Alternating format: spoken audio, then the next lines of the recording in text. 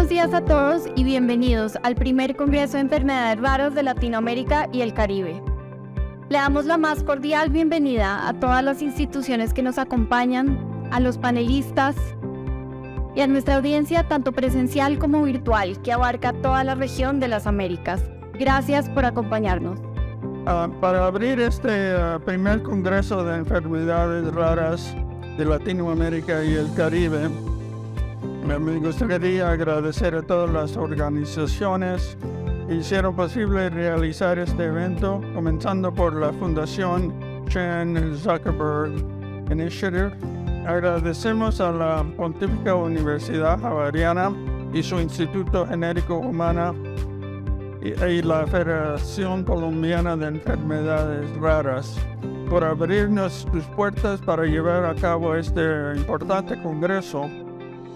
Las autoridades que nos acompañan, las organizaciones de expertos, grupos de pacientes, invitados presenciales y los que nos acompañan visualmente.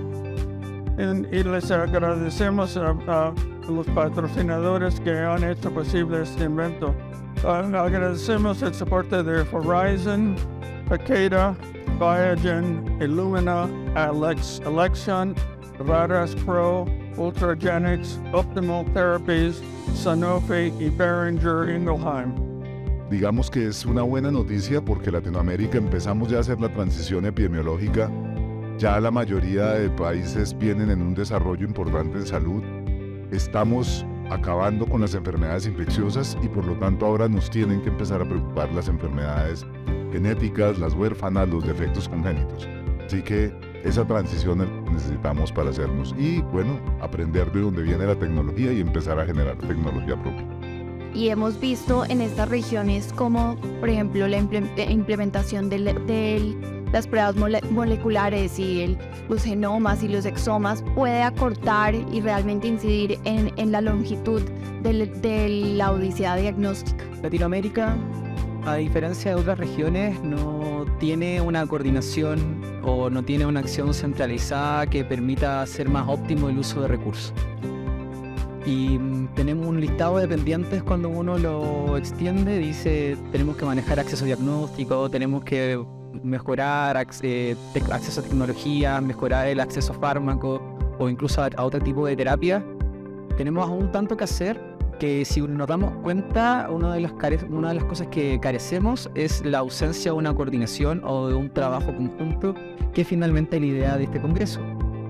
Yo creo que a diferencia de otras regiones, Latinoamérica no tiene una conversación franca y fluida como podría tenerla porque están todos los ingredientes para hacerlo.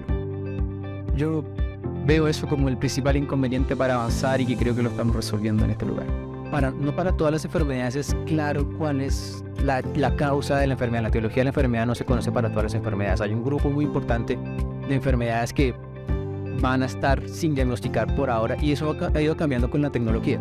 Entre más herramientas tecnológicas tenemos, más rápido podemos llegar y con más certeza podemos llegar al diagnóstico. No tenemos un ente regulador regional y cada uno de nuestros países está regulando muchas veces lo mismo, gastando una gran cantidad de recursos humanos y financieros para crear las mismas fichas médicas o los mismos procedimientos.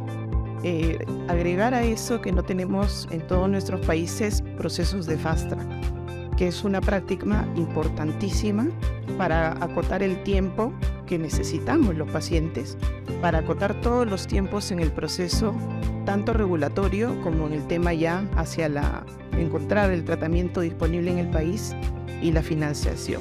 Y en el Perú se ha construido importantes procesos para solicitar una tecnología para enfermedades raras. Lo que necesitamos como familiares, pacientes y personas afectadas por una enfermedad rara es que esta ruta se analice sistemáticamente y se busque mecanismos para reducir tiempos en ambos casos, en el acceso, en la parte de la financiación y en la parte de la disponibilidad de que todos los países tengamos un mínimo de disponibilidad de medicamentos esenciales para enfermedades raras. ¿Qué es lo que hemos estado haciendo en Chile? Nosotros hicimos una pequeña estrategia de crowdsourcing de todos los exomas que tenemos los distintos investigadores en distintos proyectos de manera anonimizada y por supuesto preguntándole a los participantes si podemos compartir su información de nuevo de manera anónima. Entonces nos reunimos investigadores de distintos centros y esperamos que esto también se convierta en un recurso público, pero ahora está solamente de uso interno. Entonces, de los 300 pacientes que veo yo, a los 500 pacientes que tiene un investigador en cáncer, a los 300 que tiene otro, entonces llegamos a un número suficiente y si usamos nosotros internamente nuestra base de datos, por ejemplo, reducimos las variantes de significado incierto en 50%. ¿Cuánto le cuesta al paciente estar pues transitando junto con sus cuidadores, junto con su familia, con el núcleo familiar y como sociedad, el que ellos tengan una discapacidad, tengan diferentes barreras en todas las etapas de su vida? En fin, me parece que es muy importante definir que esta ventana de oportunidad que se tiene desde la primera infancia es la herramienta más poderosa que tiene la infancia para poder ser primero detectada y de esta manera prevenir estas enfermedades que al nacer pues no son evidentes como tal. Entonces, esa es la oportunidad de vida, ese es el derecho de cada persona que nace en cualquier lugar del mundo, ¿no? Creo que es muy importante seguir visualizando y dar visibilidad a la importancia del tamizaje neonatal. El reto más grande que vemos con la resolución de la ONU es algo que no anticipamos y es que debemos volver y la tenemos que renovar porque una resolución de las Naciones Unidas solo tiene 2 años de vigencia a menos que la renueves y para renovarla tenemos que venir a hacer exactamente lo que acabamos de discutir, es qué hicimos con esta resolución. Lo que hicimos es que la juntamos con todo lo que creímos que había que juntarla. La pregunta es si tuvo impacto, qué fueron los tipos de cambios que lograron. Es que dicen que las enfermedades raras le van a mostrar al mundo cómo deberían ser los nuevos sistemas de salud. Y eso no es un punto trivial, yo creo que tiene mucho de verdad. Y en algún momento me gustaría hablarles de qué fue lo que salió de la resolución para nosotros en RDI y en cuanto a nuestras negociaciones con la Organización Mundial de la Salud, porque tenemos un nuevo entendimiento con la OMS con base a que nosotros ya obtuvimos una resolución de la ONU. De hecho, fue la primera resolución de la ONU sobre cobertura universal, en donde logramos incluir una pequeña frase que reconocía las enfermedades raras que eran una desventaja para ciertas poblaciones y que al hablar de cobertura universal, esta tiene que cubrir la enfermedad rara. La idea es proponer un manejo por años, clasificar los pacientes según su riesgo para darles la mejor atención posible. Esto no quiere decir que los pacientes tengan que ser vistos aquí en Bogotá, en San Ignacio, sino que el plan de manejo debe ejecutarse al lado de la casa del paciente. La pandemia nos enseñó que sí se podía, sí se puede ir a la casa del paciente a atenderlo, sí se puede llevarle los medicamentos a su casa, sí se puede hacer consulta a través de telemedicina. Así que en algunas de estas patologías lo que tendremos es el grupo de expertos aquí atendiendo al paciente cerca a su casa por telemedicina. Los médicos que están en la periferia, los especialistas de la periferia, seguirán siendo sus médicos tratantes, pero bajo un plan que está desde el centro de referencia.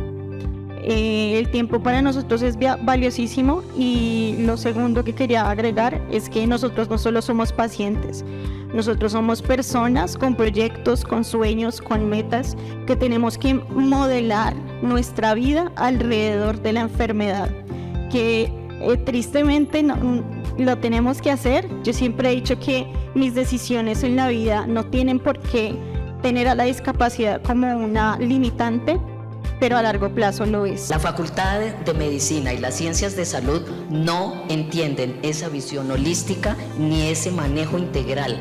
Creo que nuestro personal de salud no tiene en su formación de pregrado ni en su formación de posgrado una información como la que nosotros sabemos que se requiere para que entienda y vea a su paciente que afuera es una persona y es por encima de todo una persona con esa visión integral. Esto no es solo del área de la salud, esto es un problema de la sociedad. Entonces necesitamos ahí esa relación, convenios donde pongamos las facultades de toda salud, no digo medicina, fíjense, toda el área de la salud en contacto directo con la sociedad para educar también la sociedad. A enero pasado habían alrededor de 80.417 personas. Vimos ya una presentación en la mañana sobre eso, con un top 10 de diagnósticos que es el que ven allí. La esclerosis múltiple es la enfermedad que se presenta con mayor frecuencia, von Willebrand, Guillain-Barré, en fin. Tenemos una codificación, un inventario de diagnósticos que ha tenido 4 actualizaciones. A principio la idea era presentar en inglés, pero yo quiero llamar la atención de ustedes al hecho de que no tenemos un registro oficial de enfermedades raras y todo eso genera un impacto muy grande en el proceso de definición de políticas públicas y de la visibilidad de personas con enfermedades raras. Yo prefiero darles un ejemplo sobre algo que hicimos para traer visibilidad. El Día Mundial de Enfermedades Raras es el día que todo el país, todas las asociaciones se movilizan y realizan actividades. El otro es la ley Ricarte Soto, que creo que es la más conocida por todos ustedes, que tiene 16 enfermedades raras en su lista. Y puso un poquito más abajo el Programa Nacional de Alimentación Complementaria para Errores Innatos del Metabolismo, que son 10 patologías. El trabajo en este registro para empezar a tener datos confiables que, como hemos visto a lo largo del día, son base para poder empezar a establecer políticas para que los tomadores de decisión tengan bases confiables para respaldarse. Las que han venido luchando durante todo este tiempo están consolidados de unas 15, 16 organizaciones que nos unimos para esta lucha, todos unidos. Algunas están dentro de la Federación de Enfermedades Raras del Ecuador, otras están en otros grupos.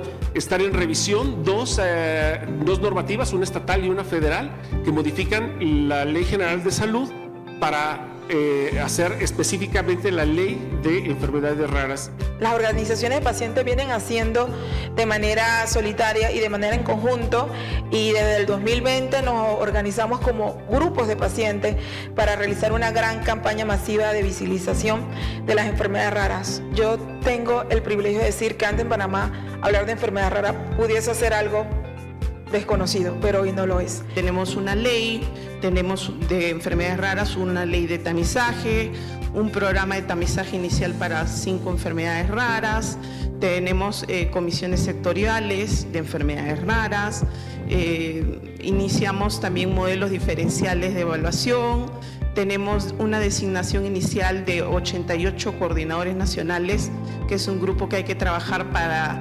desterritorializar o descentralizar la gestión sobre enfermedades raras. Y finalmente se aprobó un último documento para el registro de medicamentos de fase 2, inclusive por un proceso más rápido. Nos queda como federación armonización criterios, flexibilizar, mayor difusión, entre otros, ¿no?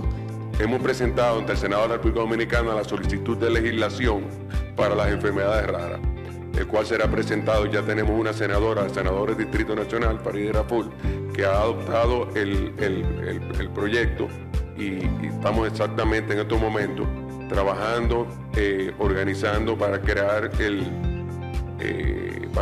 las mesas de trabajo en el Senado y en la Cámara de Diputados para elaborar el anteproyecto de ley. Aquí ya se ha hablado cuáles son los problemas que tenemos, el tema de datos, y creo que la colaboración internacional va a ser fundamental. También, obviamente, el impacto económico que tiene, porque son tratamientos muy caros. Y finalmente creo que no solamente la colaboración del punto de vista de datos, sino que la colaboración entre los países desde el punto de vista de las mismas tecnologías, para poder tener mayor equidad en el acceso de la tecnología sanitaria. Y también intentar contribuir. Es necesario un cambio en las políticas públicas, porque aún realizando esos estudios sobre impacto social, costos indirectos, de cómo la tecnología puede ayudar a ahorrar en los gastos con los pacientes y a mejorar la vida del paciente, eso muchas veces no es considerado por el tomador de decisión, porque ese no es un criterio obligatorio que se ha observado siempre. Hay que buscar un cambio en la legislación y en la política pública para que esos estudios de costos de bienestar social, de impacto social, sean de manera obligatoria observados por el tomador de decisiones y no únicamente el impacto presupuestal de esa tecnología. Antes de hablar de lo técnico en la financiación y la contratación de tecnologías para enfermedades raras o diagnósticas, tecnologías diagnósticas o de tratamiento, hay que hablar del génesis.